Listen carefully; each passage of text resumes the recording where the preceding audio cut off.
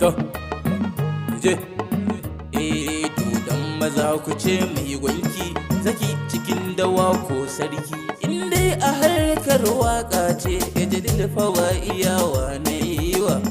Je, na gode.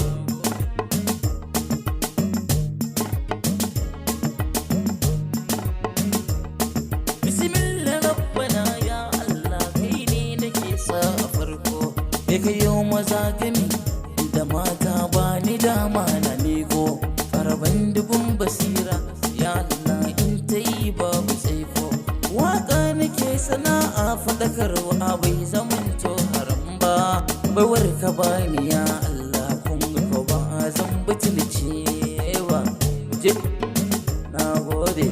Jalil fa ba sata nake ba, Jalil fa ba shirka yake ba, ba kuma mazinaci ne ba, ba ci ma zaune ba ne ba, da sana'ar ban daina ba, kuma ba ma zan daina ba, sai tsufa ko mutuwa ta.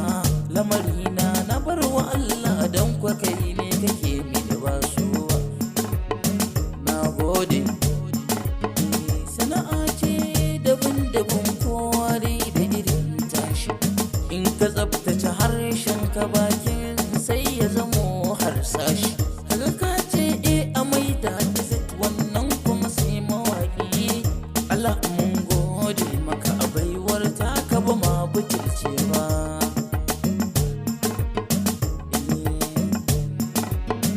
In nayi waka ba ta yi maka ba zan ce gajewa, don ko ba zan tilasta ka dole akan ra'ayinka ba, don ko waka ba habaici ba ce kuma ai ba a zamba ba, don ko ga mu shigo ta mun tabbatar akwai kalubale da dama.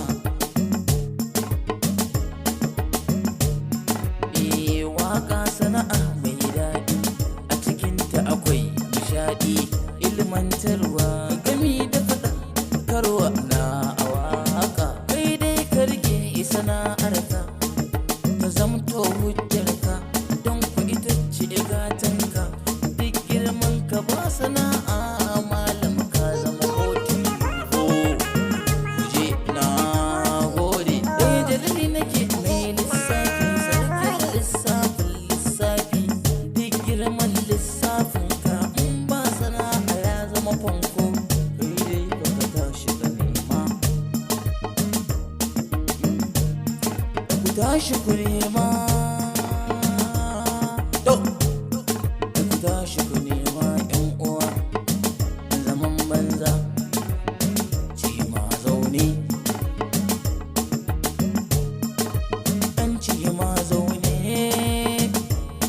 To, ku tashi ku nema sana'a, Jalil dai ina da sana'a, kafin na shigo harkar waka sana'a.